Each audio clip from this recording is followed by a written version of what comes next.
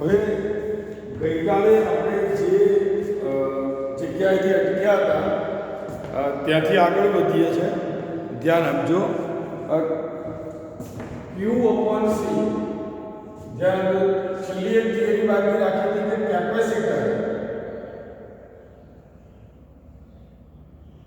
અહીંયા આગળ એસી પરિપથમાં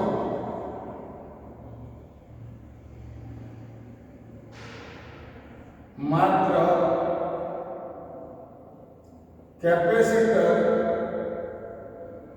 જોડવામાં આવે ત્યારે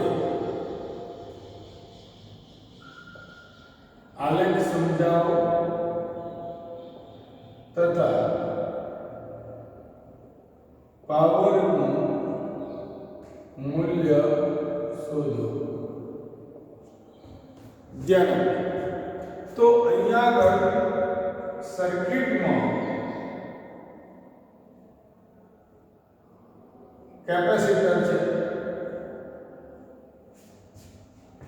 આપણી પાસે V અને અહીંયા આગળ VC.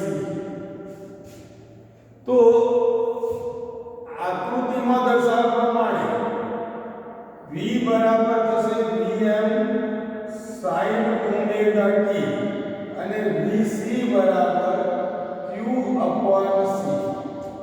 આવું હવે કિર્ચોફનો નિયમ આમાં લગાડીએ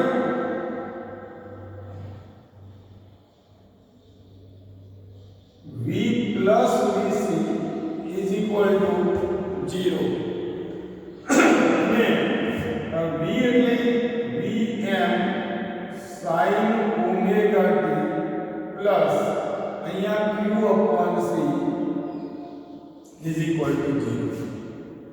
તો આને પેલી બાજુ લખો Vm sin omega t બરાબર માઈનસ Q/C. આ માઈનસ જે છે અહીંયા જે છે આપણે આને માઈનસ આપીએ આપણે ગમે તે રીતે માઈનસ આપવું પડશે.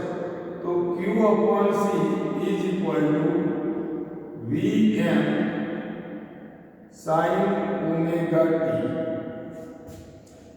Minus sin omega t. પણ આપણે જ્યારે કિર્ચોફનો નિયમ એપ્લાય કરીએ છીએ તો આ પદ મૂકીશું તો આ માઈનસ આવશે તમારી પાસે એટલે આ પ્લસ બની જાય. તો Q/C is equal to Vm sin omega t.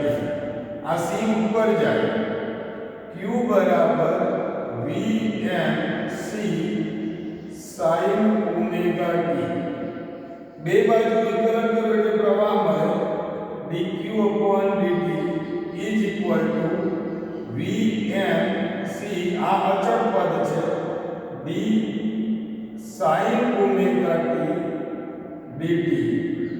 તો Vm હવે સહગુણાકારની જોડે ગુણાઈ જશે અને આનું થઈ જશે cos omega t.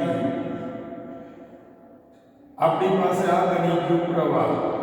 તો Vm અહીંયા રાખો, અંશ છે એ છેદના છેદમાં જાય તો આ પરિણામ બને જોડે આવ્યો cos omega t. પણ એકના છેદમાં omega c બરાબર xc લઈ લઈએ જેને કેપેસિટિવ રિએક્ટન્સ કહેવાય. અને આપણે કેપેસિટિવ રિએક્ટન્સ તરીકે ઓળખીએ. તો આપણી પાસે આવું બન્યું I બરાબર Vm/xc cos omega t. જો ફરી વાર ધ્યાન આપજો V બરાબર Vm sin omega t. VC નું થાય Q/C. આપણે બીજા ચેપ્ટરમાં ભણી ગયા હતા કેપેસિટર વાળામાં અને માઈનસ ની બાજુ થાય પ્લસ થાય c ઉપર ગયો વિકલન કર્યું sin નું વિકલન cos. તો હવે આ જે છે Vm/xc તો એના બરાબર થઈ જાય Im આપણો પ્રવાહ. તો I બરાબર મેક્સિમમ પ્રવાહ cos omega t. અને sin માં મેળવવું હોય તો I બરાબર Im sin omega t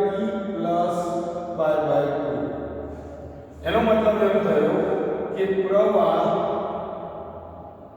એ વોલ્ટેજ કરતા કડામાં π/2 જેટલો આગળ છે. ધ્યાન આપજો. એનો મતલબ એવો થાય કે આપણે જ્યારે આલેખ પેલામાં દોરતા હતા તો એ આલેખ તમને ખબર છે કે આ રીતે નીચેથી શરૂ થતો હતો અને આમ ડ્રો કરતા હતા. અહીંયા આગળ ફેઝર જે દોરીશું આપણે, એક તો આ V આવ્યો અને I આપણી પાસે એની વચ્ચે π/2 નો ખૂણો હતો. તો એ જ આલેખ જ્યારે સાઈન ની રીતે ઓમેગા ટી સાથે દોરો છો તો આ જે લાઈન આવશે આખી સીધી એ અહીંથી શરૂ થાય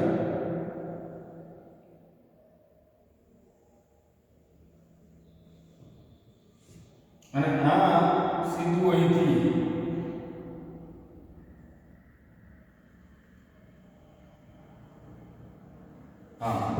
કારણ કે એ π/2 જેટલો આગળ છે અને આ શૂન્યથી શરૂ થયું. તો આ તમારા માટે V અને આ તમારા માટે I. એ I અને V નો આલેખ આ રીતે પ્રવાહ વોલ્ટેજ કરતા કડામાં π/2 જેટલો આગળ છે. તો આ થયો આલેખની સમજ. અને હવે પાવરની વાત કરીએ. પાવર માટે આપણે સિમ્પલ વસ્તુ છે P = VI. ગઈકાલનામાં ખબર પડી હોય એટલે આજનામાં ખબર પડી જશે. V = Vm sin omega t into Im cos omega t. તો ફરી વખત Vm Im બે વડે ગુણો બે વડે ભાગો sin omega t cos omega t. તો આનો મતલબ Vm Im ભાગ્યા sin 2 omega t. હવે એની સરેરાશ લઈએ તો આની સરેરાશમાં કશું ના થાય. Im Vm upon 2 એવું ને એવું sin 2 omega t. પણ sin 2 omega t નું સરેરાશ એટલે સંકલન આવે. આપણે અગાઉ શીખી ગયા બે જીરો તો આખું પદ પ્રવાહ અને અહીંયા પાવરનું મૂલ્ય 0 મળશે. બરાબર. તો આપણે માત્ર કેપેસિટરને જોડી હોય તો શું એની આખી સ્ટોરી જોઈ. હવે ત્રણેય જોડવામાં આવ્યા જ્યારે એસી પરિપથમાં ઇન્ડક્ટર, કેપેસિટર અને અવરોધ ત્રણેય શ્રેણીમાં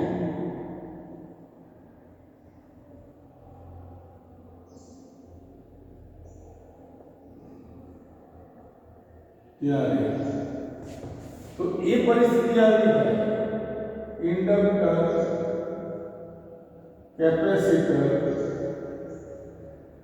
અવરોધ ત્રણેય ભેગા થયા. આ એસી ઉદ્ગમ આપણી પાસે આ L, આ C, આ R. તો હવે અહીં ધ્યાન આપો LCR શ્રેણી પરિપથ છે. તો આનો મતલબ એમ થયો કે inductor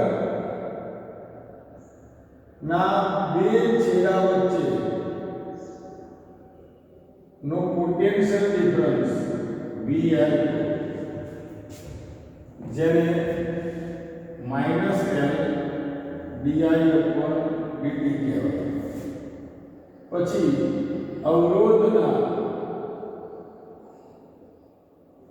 potential difference VR = IR થાય. અને કેપેસિટર ની બે પ્લેટ વચ્ચે નો પોટેન્શિયલ ડિફરન્સ એટલે VC બરાબર Q/C. તો કિર્ચોફનો નિયમ શું કહે છે કે VL VC VR VC = 0. તો આ શું થાય -L di/dt plus IR plus Q/C is equal to 0. પણ I is equal to dq/dt થાય અને આનું વિકલન કરું ડબલ વખત di/dt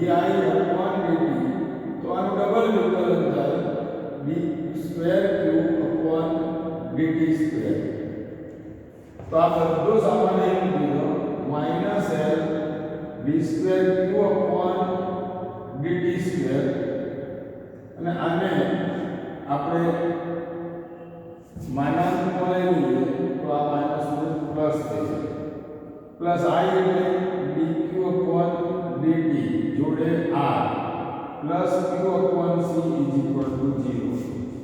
હવે n વડે ભાગાકાર કરો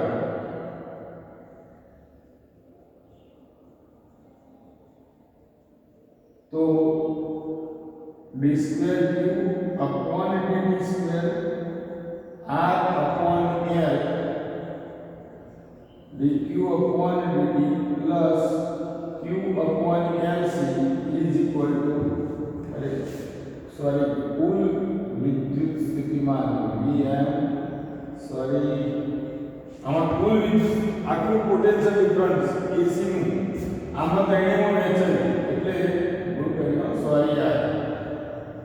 સાઈન કિર્ચોફના નિયમમાં લખો એટલે Vm/L sin ωt. તો આ આખું